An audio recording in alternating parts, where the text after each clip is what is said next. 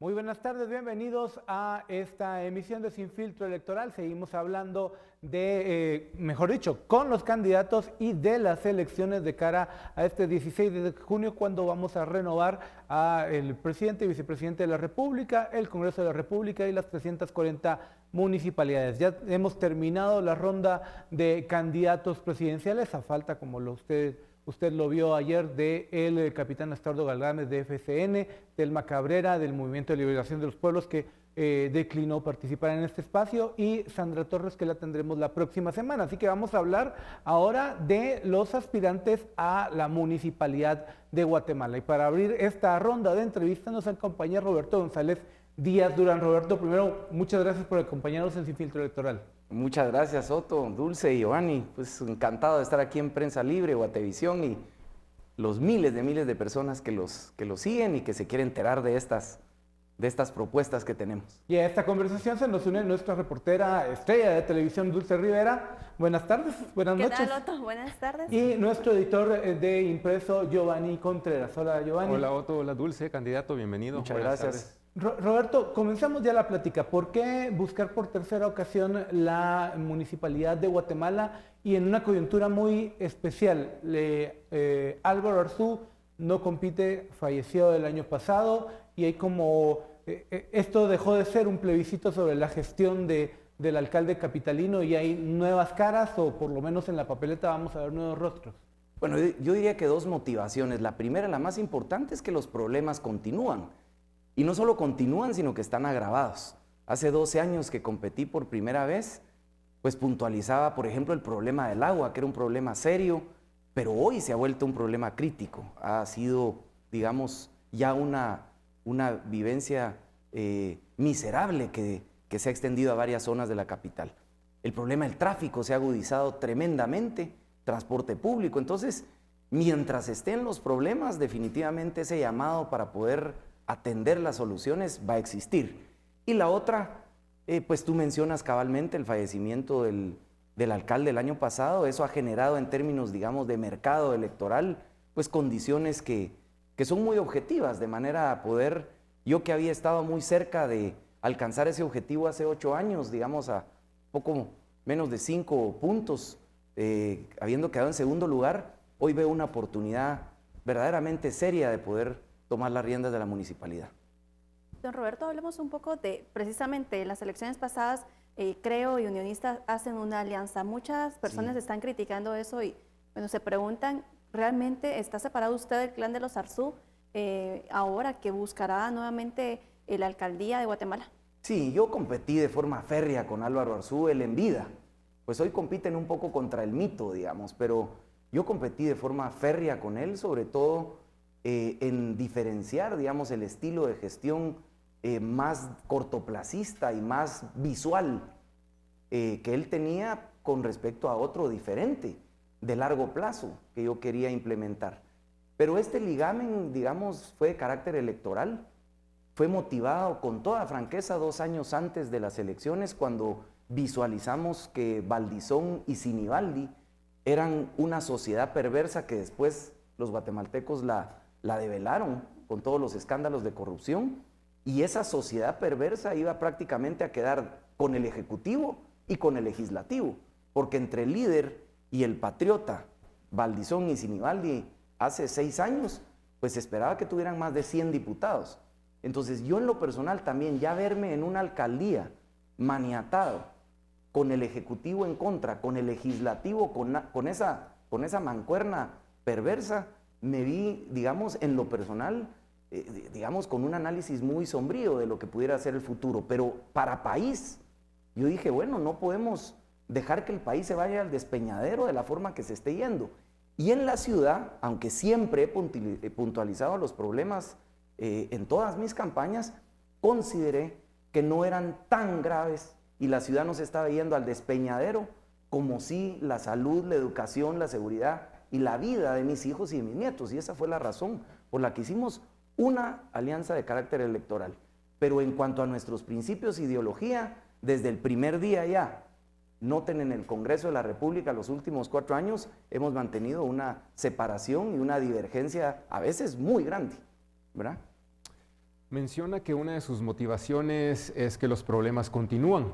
Y entonces, para entrar en materia en cuanto a sus planes, ¿cuál cree usted que es el principal problema que tiene la capital de Guatemala y en el que se debe comenzar a trabajar? ¿Usted qué haría primero? Dos visibles. El primero es el tráfico y el transporte. Eso sí lo sentimos y lo vemos en el día a día. Pero el que no vemos todos, porque mucha de la población guatemalteca tiene la posibilidad de almacenar agua, ¿verdad? Ya sea en un tinaco, en un cisterna o en sus toneles, no ven la gravedad del problema del agua. Yo te diría, si me preguntas, pero escoja uno, el problema del agua es el problema más grave que tenemos en esta ciudad. Más que moverse de un punto a otro, puede tomarnos 2 horas. Fíjate que cuando tú comparas las implicaciones del agua con respecto a la salud, con respecto a la vida, las implicaciones que tienen un montón, digamos, de áreas de nuestra vida, caes en la conclusión de que ese debiese estar de número 1. Y en el tema de la movilidad, al final de cuentas tú tienes alternativa, pero cuando juegas con la salud y el vital líquido, normalmente no tienes otras opciones y caes cabalmente en una serie de enfermedades gastrointestinales, diarreas, enfermedades también pulmonares. Y entonces el agua para mí es un problema que tienes que, como no es visible, tienes que hacerle conciencia a la gente. Ese es el diagnóstico. ¿Cuál es la solución? ¿Qué es lo que va a implementar el alcalde González? En agua, 3 acciones que tienes que tener. En cuanto a captación, tenemos que entender que únicamente hemos obtenido el agua del subsuelo desde hace 60 años o más. Entonces, el subsuelo es un reservorio que se ha ido reduciendo y necesitas recargarlo. 2 maneras de recargarlo.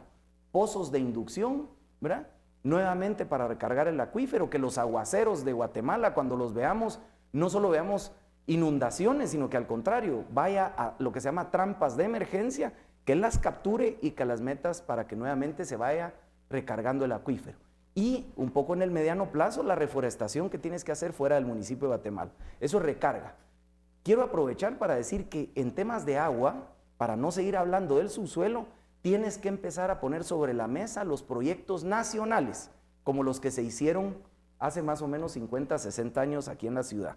El Chayapixcayá, la captación que viene de Acatán de San José Pinula, el Cambray, la planta también de la Brigada, son, digamos, fuentes superficiales o ríos que venían del país.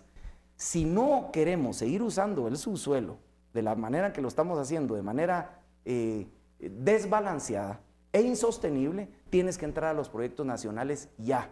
Y eso es meter al gobierno, meter a los alcaldes del municipio, de los municipios donde está sentada la ciudad, el área metropolitana, y tenemos que empezar a poner sobre la mesa esos conflictos, porque imagínate con hidroeléctricas, con proyectos mineros, proyectos ya de agua en el interior van a ser conflictivos. Hoy por hoy no puedes concebir que se va a hacer un acueducto para traerlo a los capitalinos. Entonces, ¿qué tienes que hacer? Grandes proyectos polifuncionales, que es que cuando captes pases dando agua potable a muchos municipios del país, pases dando proyectos de riego, incluso de recreación, y finalmente venga a la ciudad de Guatemala pagando esos servicios ambientales. ¿Qué servicios ambientales son? Son pagar la fábrica del agua, que son los bosques. Los bosques y el árbol es la fábrica del agua. Y entonces tenemos que pagar por esa fábrica para traer agua de fuentes superficiales. Digo una cosa, ponerlo sobre la mesa es un tema espinudo, pero tenemos que enfrentar, y ese es el tipo de cosas que tenemos que empezar a hablar y no decir, mire, seguimos bien, todas las zonas tienen su agua, fíjese que son unos problemas puntuales, grave. Eso es captación. Otra cosa para ustedes es ya la distribución del agua después de que tú la potabilizas. ¿Cuánto se pierde en la distribución de agua? Más o menos en fugas, más o menos 5 o 6 toneles por segundo. El tonel que la gente tiene, multiplíquelo por 5 por segundo. Por minuto, 300 toneles. Por hora, 18,000 toneles de agua tratada. ¿Qué es agua tratada? Le metes cloro, sulfato de aluminio, hipoclorito de calcio, un montón de menjurjes, digamos, para poder lograr que el agua salga potable y la tiras al subsuelo. ¿Por qué? Porque no has rehabilitado fugas. ¿Qué tenemos que hacer? Planes ya de que en la zona 1, zona 2, zona 3, las zonas más viejas de la ciudad, tienes que entrar con una rehabilitación de fugas urgente. sería escandaloso, y siquiera los televidentes o los audioescuchas solo conciban una fuga como la que acaba de haber, que parecía geyser en creo que la zona 6. Es escandaloso ver una fuga. Imagínense ustedes ver 18,000 toneles de fuga por hora. Solo lo que vamos a llevar en este programa se van a ir prácticamente esos toneles. Entonces, rehabilitación de redes es importantísimo. Y por último, sacar el agua ya servida de las casas. Guatemala tiene todavía drenajes combinados. ¿Qué significa? Que el agua negra se mete con el agua pluvial o el agua de lluvia. Y uno diría, bueno, el agua de lluvia se debería ir para abajo al reservorio. No, en Buen Chapín se chuquea, se ensucia con el agua servida que tiene heces fecales y entonces deja de aprovecharse de alguna manera. ¿Y todo esto cuánto cuesta?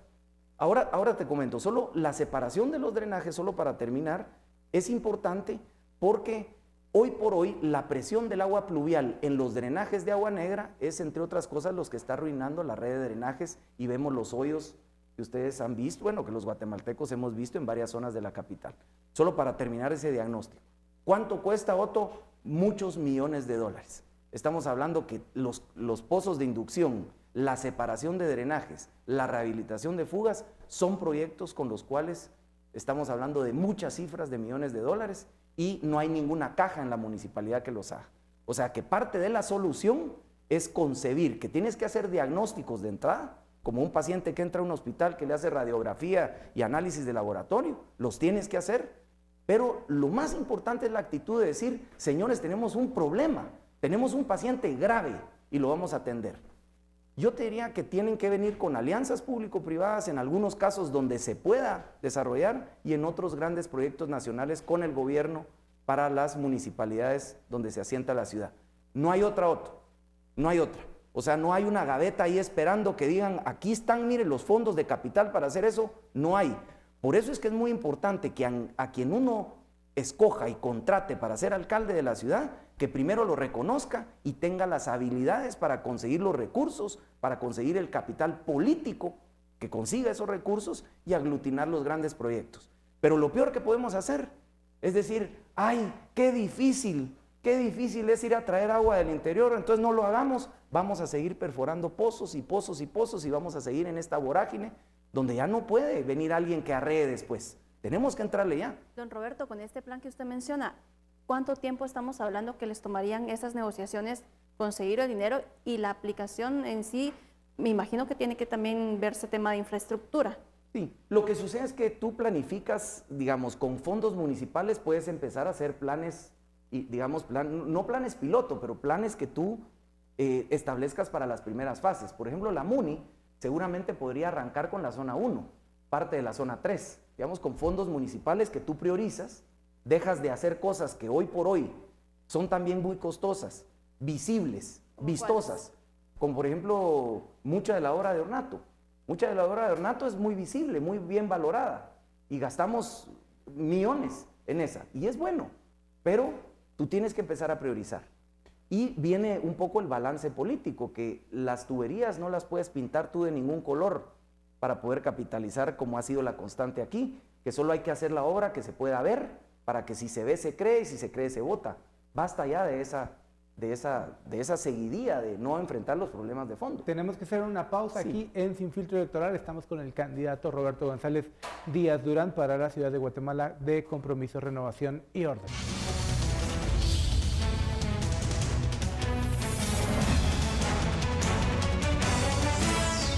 Seguimos en Sin Filtro Electoral con el candidato a alcalde Roberto González Díaz Durán. Ahora, Giovanni Contreras. Vamos a hablar del otro tema que también usted mencionó como prioridad, el tema del tráfico. Varios candidatos han estado hablando del tráfico, pero lo que quiero preguntarle es si en realidad es viable darle solución a este tema tomando en cuenta dos cosas. Que cada año se suman muchos más automóviles y lo otro es que las vías principales como las calzadas, periférico y bulevares ya no pueden ampliarse. ¿Es viable darle una solución en 4 años al tema del tráfico? Mira, en 4 años, ¿qué obra de infraestructura significativa puedes hacer de infraestructura? Porque para poder tratar el problema del tráfico necesitas infraestructura, modos de transportarse, decidir cuáles son los mejores modos, los más eficientes y las reglas. En infraestructura yo te diría que 2 son importantísimas. El segundo corredor este-oeste de la ciudad, que es el que interconecta lo que es el Naranjo con la zona 15. Y ese proyecto ya la municipalidad recibió en donación hace más o menos año y medio un prediseño muy avanzado para poder ejecutar esa obra. Esta es una obra que tiene túneles, pero tenemos hoy en día la ventaja de que la tecnología de perforación, digamos, y de ejecución de túneles ya no es la de hace mucho tiempo. Hoy podríamos tener con más o menos 450 millones de dólares, ¿ya? Un proyecto que interconecte el Naranjo con la zona 15. ¿De dónde sale ese dinero? Alianza público-privada, tiene que haber peaje. Calculamos que el peaje pudiera estar entre $1, entre 1 y 1.50 de dólar por vehículo, de aproximadamente un aforo de 200 vehículos. Ese para mí es el proyecto de infraestructura más importante que tiene la ciudad, porque les cuento una cosa, la ciudad solo tiene de este a oeste un solo corredor, que es donde pasaban las carretas cuando se fundó la ciudad, que es Roosevelt, Liberación, Próceres, Carretera El Salvador. Ahí es el único lugar donde no hay barranco. Hay que hacer el totito. Yo le digo hay que hacer el totito porque de norte a sur tenemos muchas, pero solo tenemos una de este a oeste. Al hacer la segunda, como que se ve, desde arriba se ve un totito. Eso lo tenemos que hacer. Y autorizar la radial de la Vaz, que es la que entra a la Quinta Avenida, zona 9, entra por el Domo, más o menos por los museos, zona 13, y se va hasta Vía Canales, digamos, que es un proyecto privado. Autorización, lo que está... Autorización, ese es un proyecto privado. ¿Qué posición tiene el candidato Roberto González respecto a las dos alianzas público-privadas que ya se colocaron las bases respecto al Metrorriel y el Metrorriel agarrando corredor zona 12 hacia zona 18 y el metro que agarraba San Juan hacia... ¿El Aerometro? El metro. Hay un metro que propuso Sistra. Sí. Ese que está trabajando a nadie, digamos, del gobierno, es una excelente opción de movilidad. Es un tren, cabalmente, como tú dices, que podría tú tener de Amatitlán al norte de la ciudad y aprovechar la línea férrea que se recuperó después de una privatización fallida. Valga el paréntesis, o sea, fue Berger en el gobierno quien recupera y nacionaliza una privatización fallida y después de 8 años de juicio ya tenemos la posibilidad de tener ese proyecto. Yo pensaría que es un proyecto importante y paralelo, pero de entrada, digamos, ¿qué hace usted la primera semana en movilidad? Extender el Transmetro en vías exclusivas, porque el Transmetro está concebido para ser un metro superficial en vías exclusivas. Cuando uno pone buses grandes en vías que no son exclusivas y va con tráfico mixto, hasta más ineficiente es el buzón. La gente opta por vehículos más chiquitos cuando va en tráfico mixto. Pero volviendo al tema, hay que extenderlo a las ciudades dormitorio porque es en la casa donde la gente guarda el carro. Si el Transmetro no sustituye carro por transporte público, no está cumpliendo con la función que le corresponde. Entiendo que estás planteando el hecho de que en la primera semana haya una modificación. Tú empiezas a trabajar la extensión del eje sur, el eje sur que fue el que hizo en el 2007, lo inauguró Álvaro Arzú, todavía en la gestión de Álvaro Arzú, cuando se inaugura el Transmetro, que es el único eje con vía exclusiva. Solo quiero que sepan, cuando uno compara el Transmetro con el otro transporte que tiene brocha, que paga la gente en el bus, que es desordenado, que para donde sea, que es inseguro, pues la gente ve el Transmetro con mucho mejor calidad, definitivamente, ¿verdad? Más seguro, la gente para, hacen cola, paga afuera, es perfecto, pero no está cumpliendo la función que le corresponde. ¿Cuál es la función de movilidad que tú estás buscando con ese sistema? Sustituir el transporte ineficiente, que es el carro. Entonces, en el sur, díganme quién en su sano juicio de Villanueva y Bárcenas va después de una hora a dejar su carro al Senma. Nadie. Siguen viniendo decenas de carros a la ciudad y como tienen menor oferta vial, antes salían a las 7 de la mañana, ahora salen a las 4 de la mañana. Solo el punto es, esto inicia el 24 de enero de 2020. Sí, de entrada, y no es porque sea nuevo para mí. Yo el tema del Transmetro Transmilenio, como le decía yo, desde 1995, yo tuve la oportunidad de fundar Emetra y la PMT y traje los buses dobles que les pusieron gusanos. Yo sabía que el sistema, como lo conocemos hoy por hoy con el nombre de Transmetro y que se fundó 10 años después de haber traído esos buses, era un sistema que va a sustituir carro. Yo tengo que hacer que el Transmetro llegue hasta los suburbios del este, que son Carretera El Salvador, tiene que llegar a Chinautla, tiene que llegar a Misco e incluso hasta San Lucas y tiene que llegar en un sistema integrado a nivel metropolitano. Si uno no le pone el sistema de transporte público a la gente y sigue sintiéndolo lejano e inseguro, la gente no va a usar. Por eso es que yo siempre digo, la mejor vacuna para el tráfico y para el tránsito, porque hay que hacer las dos diferentes. Tráfico son mercancías y bienes de carga. Tránsito son personas. Y tránsito son personas. Para ambos, la gran vacuna es el sistema de transporte público que se escoja. Solo quiero decir una cosa para bien de los guatemaltecos. Hace más o menos 15 años el metro subterráneo era una fantasía todavía. ¿Por qué? Porque los proyectos arrojan más o menos unos 50 de dólar por pasaje. Y cuando uno analizaba hace 15 años que alguien pagara 15 quetzales al día por usar el metro subterráneo, por ejemplo, uno decía, bueno, ¿cuánto costaría el subsidio si la gente va a seguir pagando un quetzal? ¿Dónde salen 14 quetzales de subsidio para cada quien? No había fondo que aguantara. Pero hoy les quiero decir una cosa, la gente más sencilla, la gente más desfavorecida de la ciudad de Guatemala está pagando entre 9 y 11 quetzales hoy para transportarse cada día. Hoy está pagando ya a las 4 de la tarde 5 quetzales, llega a su lugar, tiene que pagar un tuk-tuk, se va en un mototaxi, se va en un ruletero, se va. Hoy toda la gente con una inseguridad tremenda, porque además rezan porque el que los lleve en el tuk-tuk haya pagado extorsión y no los maten y se vayan en tuk-tuk a visitar a San Pedro, digamos. Lo que les quiero decir es que el metro subterráneo ya es un proyecto que debería empezarse a considerar seriamente en los próximos años, porque creo que la demanda, es decir, la disposición a pagar de la sociedad guatemalteca ya está llegando a su punto. ¿Qué quiere decir esto? Que uno puede tirar el metro superficial, como se hizo en otros países, como se hizo en Colombia, como se ha hecho en Brasil, como se ha hecho en Ecuador, en otros lugares. Mete uno el metro superficial y después vienen los metros grandes, el Metroriel que tú estabas comentando y el metro subterráneo en el eje, sobre todo Roosevelt. Por eso es que es una aberración poner sobre la mesa el aerometro. El aerometro, que es un teleférico que está hecho para salvar distancias de accidentes geográficos como barrancos o grandes montañas o grandes picos, ¿cómo se va a hacer en la Roosevelt? Si cuando alguien considere con su sano juicio invertir casi 100 millones de dólares en hacer ese proyecto y pregunte a la MUNI, ¿usted puede poner Transmetro abajo o puede poner metro subterráneo abajo? Y uno le conteste que sí, dice, bueno, entonces ¿de qué me sirven a mí mis canastillas que van 3 veces más lento y con 3 veces menos gente? Chao, es un proyecto absolutamente inviable. Entonces, o sea, la municipalidad lo va a votar. Dejen que lo va a votar. La municipalidad lo que hizo fue un show electoral para que la gente nuevamente en los brochures y en los videos y en los renders diga, ah, qué lindo, ahí vamos a ir en canastillas, ahí viendo Tikal Futura y hasta vamos a decirle adiós a la gente. Es una fantasía que no es viable porque nadie va a invertir en él si no tiene la demanda asegurada, ¿verdad? Y la demanda asegurada, ¿cómo vamos a hipotecar la demanda de abajo cuando ya se puede meter un metro subterráneo o se puede meter un sistema de Transmetro mucho más eficiente, llevando más de 15,000 pasajeros por hora, mientras que el otro son 3,000?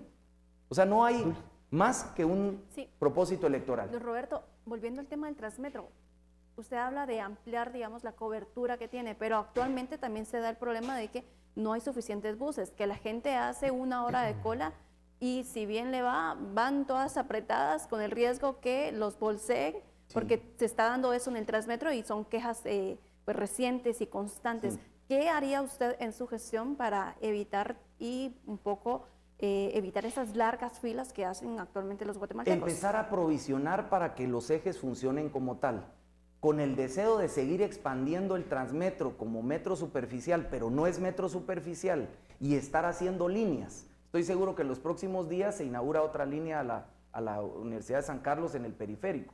La de la zona 6 es tráfico mixto. O sea, lo que se trató de hacer es llevar como más vistosidad de un transporte que se ve más ordenado y más bonito, y lo es, pero que no está sustituyendo carros.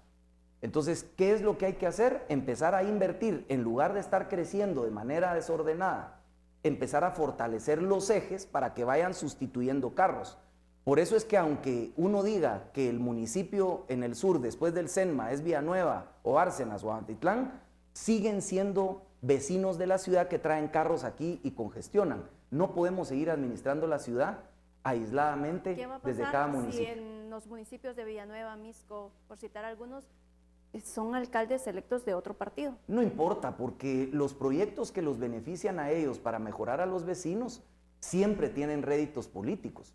Y digamos, el ser político siempre va a querer pues llevar soluciones a sus vecinos para estar capitalizando políticamente. O sea, es antinatura. Yo por eso incluso en algunos programas que hace muy bien la municipalidad, ¿verdad? Sobre todo de barrido de calles, de ornato, pasos y pedales, el tema del arte, el tema de música, ¿verdad? Que son programas, y los proyectos productivos son proyectos extraordinarios que tiene la municipalidad. Cuando le dicen a uno, mire, dicen los de la MUNI que usted va a quitar eso. ¿Y cómo los voy a quitar?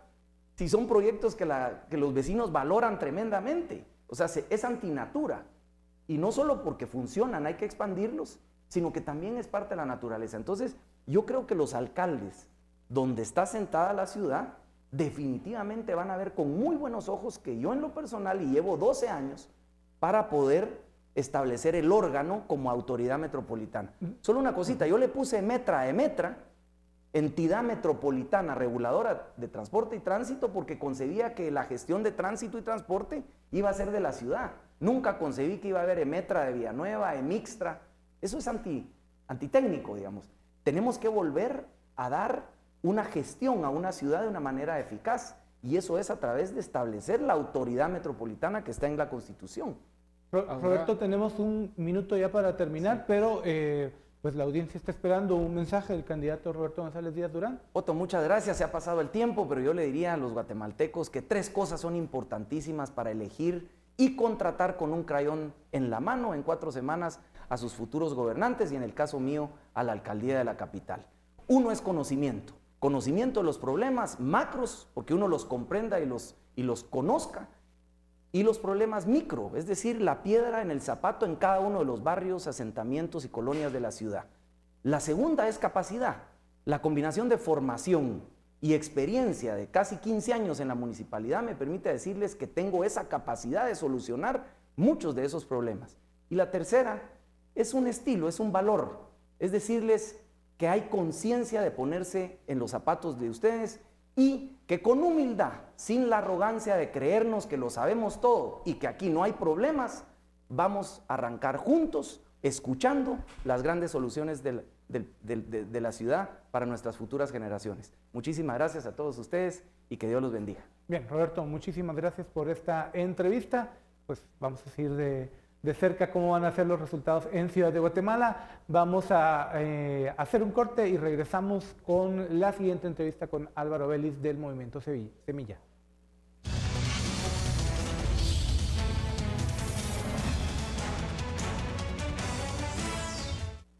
Muchas gracias por acompañarnos en Sin Filtro. Seguimos hablando con los candidatos a alcalde de Ciudad de Guatemala, y es el turno de Álvaro Vélez, candidato por el Movimiento Semilla. Don Álvaro, primero, muchas gracias por acompañarnos aquí en Sin Filtro. Cuéntenos un poco de su visión de Ciudad de Guatemala, cuáles son los problemas y qué le está proponiendo al electorado guatemalteco. Bueno, primero, muchas gracias por la invitación, me siento honrado aquí Sin Filtro. Les cuento que no fumo para empezar, así que no entiendo mucho de la metáfora. Bueno, yo soy una persona, un arquitecto, un ciudadano, un activista, una persona que ha estado siempre preocupada por los temas sociales. Desde joven yo salí fuera de Guatemala, me eduqué en la Universidad Nacional Autónoma de México, trabajé muchos proyectos importantes sociales, urbanísticos, y desde siempre he venido con esa idea.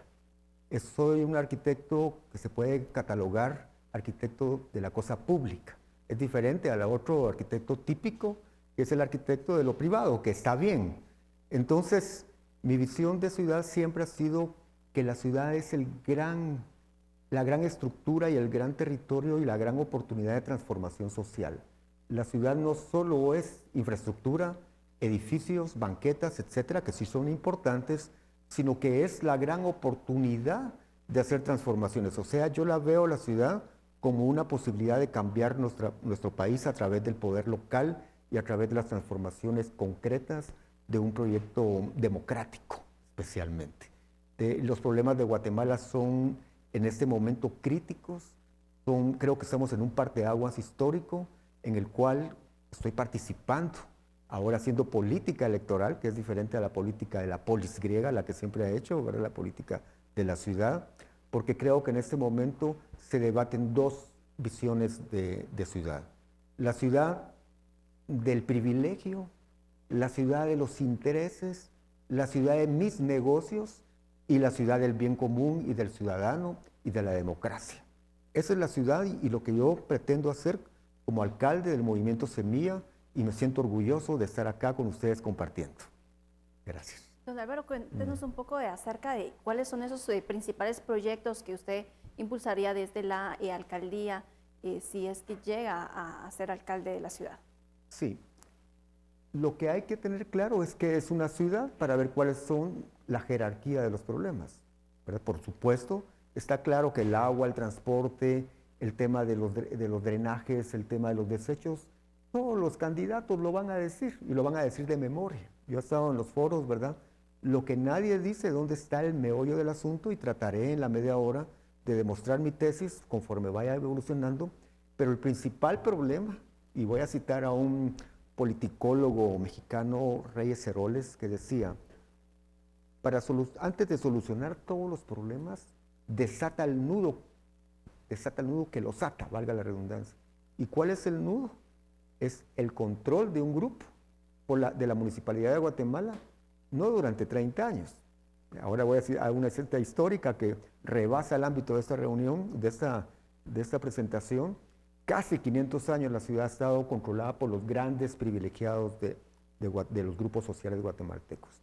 Entonces, el principal problema es llevar la democracia a la ciudad, es decir, al ciudadano común, con los diversos intereses plurales que hay, los representantes de los movimientos con discapacidad, las iniciativas de barranqueros, las iniciativas de las bicicletas, las demandas de vivienda, etcétera, que existen, todas esas iniciativas, llevarlas a la municipalidad, y eso está demostrado en la estructura de nuestra corporación municipal, nuestro consejo.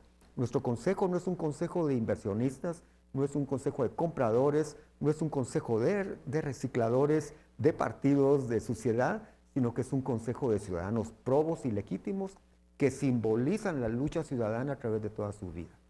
Personas que representan los movimientos de mujeres, los temas de reducción del hambre, temas del medio ambiente, de manejo de desechos, hasta incluso tenemos representantes de los pilotos del transporte público, por decir algunos temas, un concejal que representa las iniciativas de la lucha por las personas con discapacidad. No sé si esa es la nueva propuesta ciudadana cívica que proponemos, y su servidor de alguna manera representa esa idea. Esto combinado con círculos y consejos técnicos del más alto nivel que los últimos 30 años en general las municipalidades han engavetado sus proyectos y las han puesto bajo la alfombra. Esos proyectos también los puedo poner hoy sobre la mesa en la discusión. Han existido, señores, desde hace 30, 20 años. Puedo poner ejemplos. Transporte, hoy nos estamos muriendo con la discusión del transporte. Es el infierno en la tierra del transporte. Y entonces, ¿eso fue producto de la naturaleza o es producto de un grupo de irresponsables? En 1972, la cooperación japonesa, y tengo el documento, ya recomendaba la creación del metro subterráneo en las calles o avenidas troncales de la ciudad de Guatemala. Entiéndase, la CA1, Calzada Roosevelt, ¿verdad? Calzada Roosevelt Próceres, y la CA9, que es Avenida Bolívar y luego Martí, ya se recomendaba en el 72. Y puedo citar miles de ejemplos donde todo eso se fue postergando. ¿Por qué? ¿Verdad? Son preguntas que yo puedo decir ahora. Y el proyecto nuestro se basa en esa relación de la interpretación técnica y quiénes se opusieron al desarrollo. Yo le digo a la ciudadanía, a ustedes, que hoy si sufrimos de agua, si sufrimos de transporte y de desechos y de vivienda y marginalidad, es porque unos privilegiados tienen controlada la ciudad de Guatemala. Menciona que su consejo estaría basado en todas estas iniciativas de estos grupos. Suena como que llevaría tiempo el recopilar estas iniciativas, o no sé si ustedes ya las tienen recopiladas y adelantadas, y que nos contara cuáles son esos principales problemas que mencionan estos grupos de barranqueros, bicicleteros, pilotos del transporte público. ¿Cuáles son esas preocupaciones y cómo las abordaría? Sí, por ejemplo, en el caso del transporte, ¿verdad? En el caso del transporte creo que es el más paradigmático y el más dramático. Y quiero decirles que hablo como candidato y como ciudadano, que mientras más evoluciona esta campaña, estoy entrando en una crisis existencial, señores, o sea, muy fuerte, porque es más profundo el problema. El asunto es transporte. Las iniciativas y los temas legales y las normas jurídicas existen. Es decir, nosotros tenemos una normativa, existe una normativa, un acuerdo municipal que se llama el Sistema Integrado de Transporte del área metropolitana, de la ciudad de Guatemala, del Sistema Integrado de Transporte de la ciudad y su área de influencia. Ese sistema dice, indica, ordena que el pago de los buses tiene que ser un recaudo automático. Llevamos 10 años que eso no se cumple. ¿Por qué no se hace ese recaudo automático? Porque todo ha quedado por un interés que quiero yo revelar, y es que ha existido un incentivo perverso, llamemos así, que se llama el subsidio al transporte público. Un subsidio es algo ¿verdad? Que puede ser legal, puede ser transparente y correcto. Pero cuando ese subsidio se da a lo largo de más de 20 años, cuando ese subsidio suma 5.000 millones de quetzales, y cuando ese subsidio dice en su contrato, en su convenio, que al menos deberían de darle el combustible a los buses, y sabemos que quien pone los combustibles son los pilotos, y que debiesen de arreglar las llantas, pongámoslo simple, las llantas las arreglan los pilotos, ordena que exista seguridad, la seguridad son los brochas y todos los que van ahí, y cuando eso produce, no sé si 233 muertes, o sea, entramos en un tema dramático, porque ese subsidio se hubiese empleado, por ejemplo, para hacer un metro de subterráneo. ¿Cuánto cuesta un metro subterráneo según su planificación? Sí. Y fuera de cuánto cuesta el macro, ¿cuánto le va a costar al ciudadano? ¿Cuánto le debería costar al ciudadano ese mecanismo de transporte? Sí. Primero lo que tenemos que eliminar ahora en mi discusión es que nos han dicho que el metro subterráneo es muy caro. No, eso no es para nosotros. Mentira, ¿verdad? Lo hizo República Dominicana, por ejemplo, ¿verdad? Entonces, no es porque yo les estaba demostrando ahora una primera fase del metro subterráneo que nosotros estamos planteando en un nivel, ahora nosotros estamos previo a la prefactibilidad, quiero aclarar, técnica en este momento, de 15 kilómetros de longitud, está en el orden aproximado de 5.800 millones de quetzales. Cifra casi idéntica a lo que se fue en el barril sin fondo del subsidio durante los años que mencioné. Unos 700 millones de dólares. Sí, 700 millones de dólares. Entonces, eso hay dos formas de financiar. Nosotros estamos trabajando, yo estoy trabajando en conjunto con el binomio presidencial, con el licenciado Jonathan Mencos. Nosotros ya está colocado, digamos, esa primera propuesta financiera, y esa propuesta financiera se puede lograr con un préstamo multilateral y también con componentes de inversionistas privados. ¿Una alianza público-privada? Pero es una alianza público-privada, pero más pública que privada, donde el control queda en el sector público y por supuesto hay inversión privada para completar los ramales. Es totalmente viable, nosotros lo tenemos calculado dentro del déficit que va a generar dentro del presupuesto nacional, es manejable, y su costo puede llegar al costo del usuario en 3 o 4 quetzales más o menos. Hoy cobran 5, ¿verdad? Hoy están cobrando 4 o 5 quetzales. Si nosotros hubiésemos hecho eso desde los años 80, estaríamos haciendo hoy el ramal número 4. Nosotros, como Movimiento Semilla y su servidor, cree que una ciudad de la categoría nuestra, que luego vamos a hablar de la escala metropolitana, que es el otro punto, debe tener inversiones públicas fuertes en este momento para que el sector empresarial, para que el capitalismo funcione como debe ser. No alianzas público-privadas como remiendos de última hora.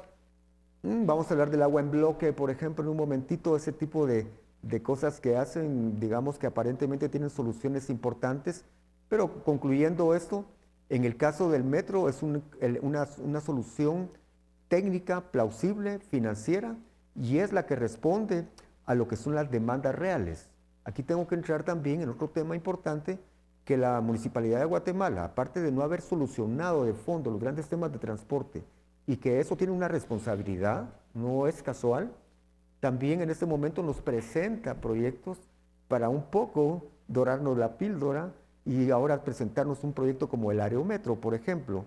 Duele escuchar ese tipo de propuestas a la luz de lo que no se hizo, a la luz de las condiciones del transporte real, a la luz del sufrimiento de los usuarios en este momento. Don Álvaro, ¿cuánto tiempo les lleva o le llevaría a usted aplicar este metro y que realmente empiece a funcionar?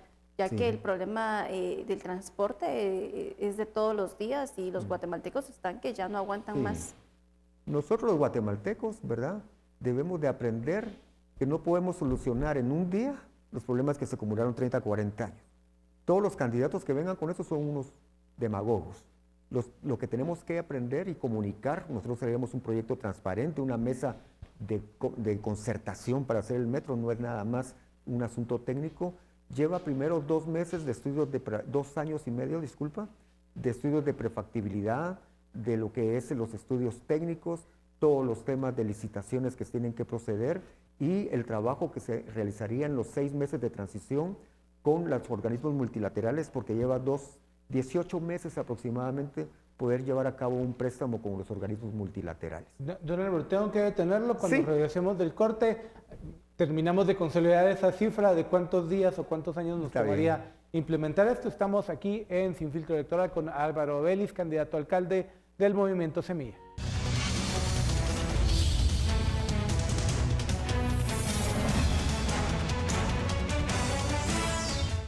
Muchas gracias por acompañarnos en Sin Filtro Electoral. Seguimos conversando con Álvaro Vélez. Estábamos hablando, don Álvaro, de su cálculo de cuánto tiempo tomaría la implementación de un metro subterráneo. Sí, pues lo tengo que decir con toda sinceridad, rebasa el tiempo político que me interesaría a mí. No lo voy a poder inaugurar, ¿qué le parece? De eso se trata nuestra propuesta, de romper a los ciudadanos que me están escuchando, que si queremos resolver las cosas tenemos que sacar a los mercantilistas de la política. ¿Qué hace el mercantilista? Inaugurar un proyecto en 6 meses que se llama Aerometro y gana las elecciones y el público estará y el ciudadano igual otra vez. Entonces el proyecto lleva 2 años y medio de los que dije anteriormente y luego va a llevar 4 años aproximadamente, por lo tanto se está inaugurando 2 años después. Aunque podríamos inaugurar algunas estaciones al inicio, podría ser, de acuerdo a cómo planifiquemos el proyecto, pues para darle servicio a la sociedad, pues, ¿verdad? Entonces, los grandes proyectos de ciudad, señores y señoras, han sido proyectos públicos. Nosotros tenemos agua hoy porque un gobierno central realizó la Xayapixcaya, hizo un acueducto, trajo el agua de un lugar lejano, creó su planta de tratamiento y la distribución y después en el 1978 se inauguró y hoy, 40 años después, aún nos suministra un 40% de agua.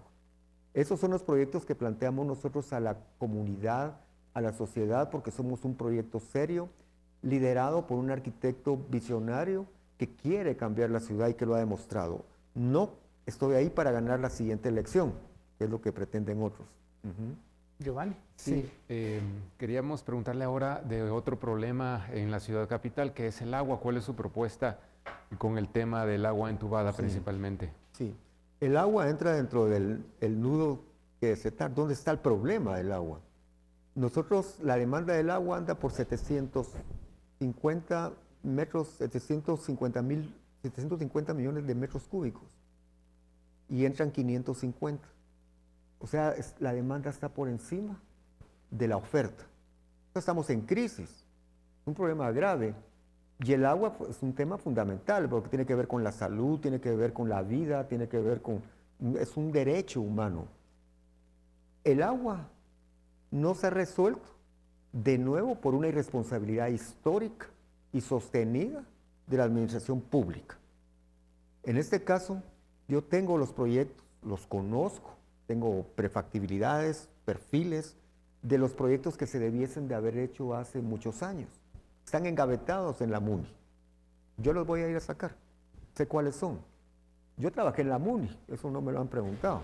¿Cuáles son? O sea, ya nos describió. Ahí van. Los del agua, perdón. No, le iba a preguntar sobre el tema de los proyectos que quiere desengavetar. Ya nos describió el del metro subterráneo, nos ha saltado algunas líneas del tema del agua, pero sí, me llama mucho la atención de querer desengavetar estos proyectos. ¿Dónde están y por qué nunca se ejecutaron? Sí, bueno, es que como yo trabajé en la MUNI y entonces conozco algunos proyectos, pero yo no era el director de esas instituciones.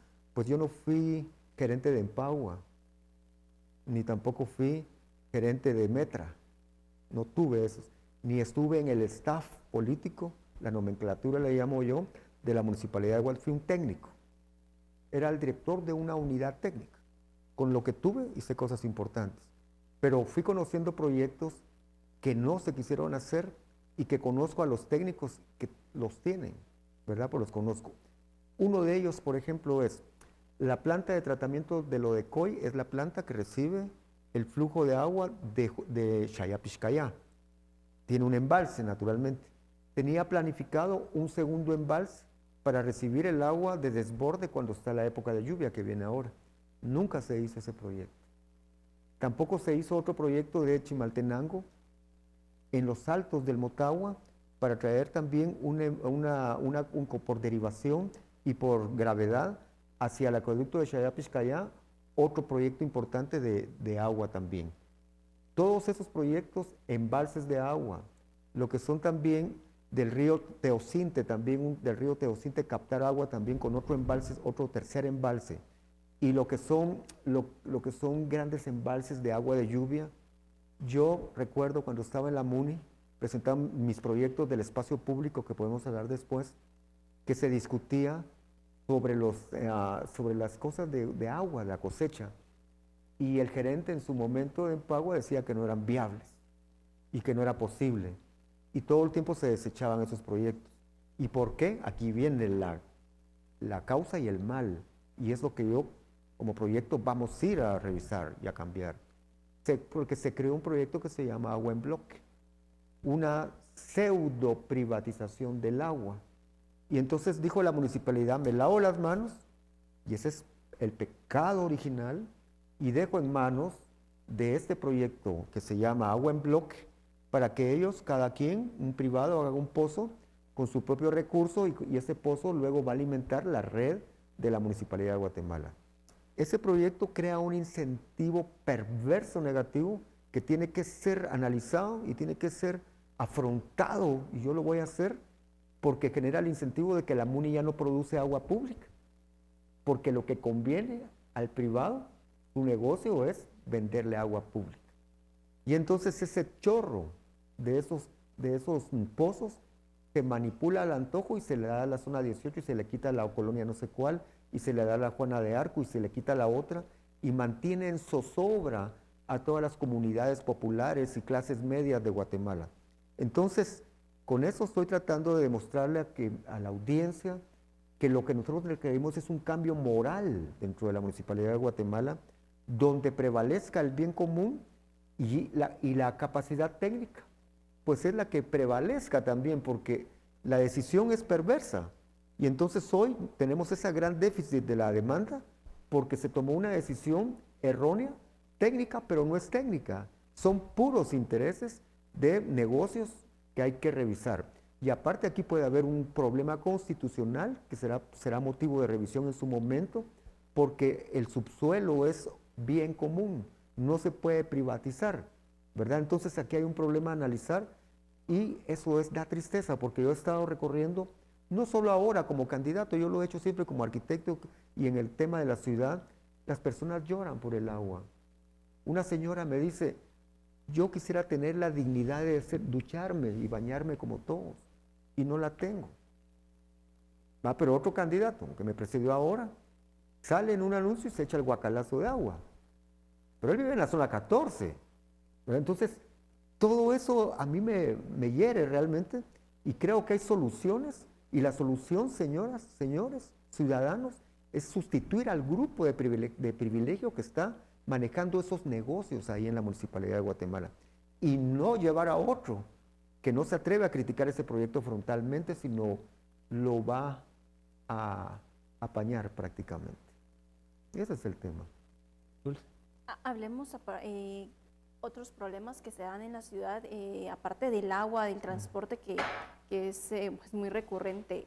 Usted mencionaba también al inicio el tema de la vivienda. ¿Qué va a pasar con estas personas que vemos viviendo en asentamientos que no tienen una vivienda digna? ¿Qué va a hacer la municipalidad en este sentido? Sí. La Municipalidad de Guatemala y nuestro proyecto en Semilla tiene como una de sus prioridades el tema de la vivienda. La vivienda es central para si queremos hablar de una ciudad. Si no tienes una vivienda digna, o al menos un proceso o un proyecto para llevar a la vivienda digna, estamos en un problema de precariedad social completa. Mi persona, junto con otros colegas, estando en urbanística, fuimos ponentes de un nuevo acuerdo municipal, cuando yo trabajaba allá, que se llama la Empresa Metropolitana de Vivienda y Desarrollo Urbano.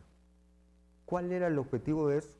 Que la municipalidad coadyuvara de manera seria y profunda, no a sustituir al sector privado, no lo que no hace el viceministerio, sino que desde el poder local municipal abordar y favorecer lo que es la propuesta de vivienda ante el déficit brutal de vivienda, ¿verdad? Que anda por 1.700.000 viviendas de déficit creciente, y no digamos los 500 asentamientos precarios que hay en el área metropolitana. Entonces, fundamos esa empresa, ¿y qué hizo la MUNI en ese momento? La minimizó, se logró aprobar, y existe esa empresa de vivienda, pero no funciona. No funciona porque no quieren otra vez. O sea, ¿llegaría usted a revivir esta empresa? Esa empresa la convertiríamos en la gran empresa metropolitana unida al Instituto de Planificación Metropolitano y Metropolitano de Guatemala. O sea, son dos cosas las que tenemos que poner en la mesa. Pero las empresas públicas en América Latina no son necesariamente las más eficientes, regularmente terminan siendo focos de corrupción. La corrupción depende de quién esté controlando el poder político, ¿verdad? Y qué mecanismos de transparencia hay. Pero le pongo una empresa pública eficiente que vota ese mito. ¿Quién es el dueño de la empresa eléctrica en este momento? El accionista. Las empresas públicas de Medellín. Entonces, llegan a ser hasta transnacionales, pues, o sea, Medellín es grado oro, ¿verdad? Medalla de oro.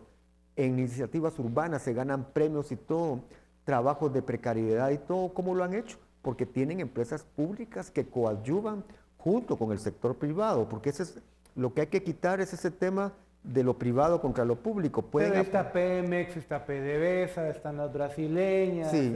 O sea... Esas son empresas públicas nacionales que se han podrido, ¿verdad?, con el tiempo, ¿verdad? Y eso sí estoy de acuerdo con usted, ¿verdad?, que se han podrido con el tiempo.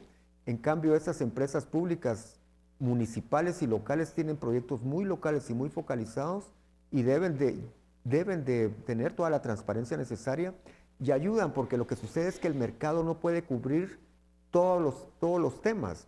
Por ejemplo, en el tema de vivienda hay un problema estructural. El salario mínimo, las personas que son la mayoría, la pobreza extrema y pobreza media, tiene 2 salarios mínimos y ese salario mínimo no alcanza a pagar la cuota de mercado. Entonces ahí entra una empresa pública a apoyar ese déficit al sector privado, ¿verdad? Don Álvaro, tenemos que ya terminar, pero tiene usted 1 minuto y unos cuantos segundos ya se acabó. Para poder, ya. No, hombre, lamentablemente ya se acabó. Para que pueda hablar con los votantes guatemaltecos de Ciudad de Guatemala y señalarles por qué usted es una de las opciones para la municipalidad. Sí, pues yo agradezco el espacio, hablo a los ciudadanos guatemaltecos.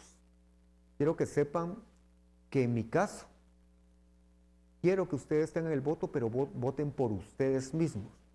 Nuestro proyecto son ustedes, los ciudadanos que están sufriendo el transporte, la vivienda, los temas de agua, los temas de precariedad y los temas de inseguridad que no tratamos hoy. El proyecto mío no es mi proyecto, sino es un proyecto colectivo donde están incluidas las diversas iniciativas ciudadanas. El proyecto mío no soy yo, sino son los grandes pensadores, los tanques de pensamiento, los institutos de investigación que fueron marginados por la municipalidad durante 30 años. Nuestro proyecto lleva a la ética y lleva a la calidad técnica y lleva a la construcción democrática como proyecto principal.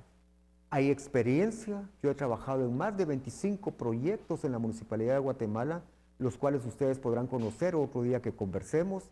He llevado a muchos proyectos, he tenido direcciones públicas de proyectos en el Centro Cultural Miguel Ángel Asturias, he fundado la empresa metropolitana de vivienda, he sido cofundador de urbanística, taller del espacio público, he sido fundador de la, valga la redundancia, Fundación Crecer, entre otras, de tal manera que eso es lo que yo ofrezco a ustedes, capacidad, una visión, ética y un compromiso total que es diferente al control del poder que tienen ahora e incluso las opciones que aparentemente son oposición.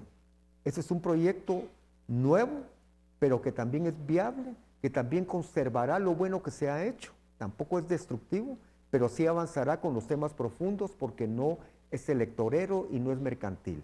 Gracias por haberme escuchado. Tengan la seguridad que cumpliré todo lo que estoy diciendo ahora desde la A a la Z. Bien, don Álvaro Vélez, muchísimas gracias por acompañarnos aquí, el candidato de Movimiento Semilla. Dulce Rivera, Giovanni Contreras, muchas gracias por acompañarnos. Mañana le esperamos, están invitados los candidatos de Encuentro por Guatemala, Gonzalo Marroquín y Eduardo Prado de Todos. Que tenga una muy feliz tarde y una muy feliz noche.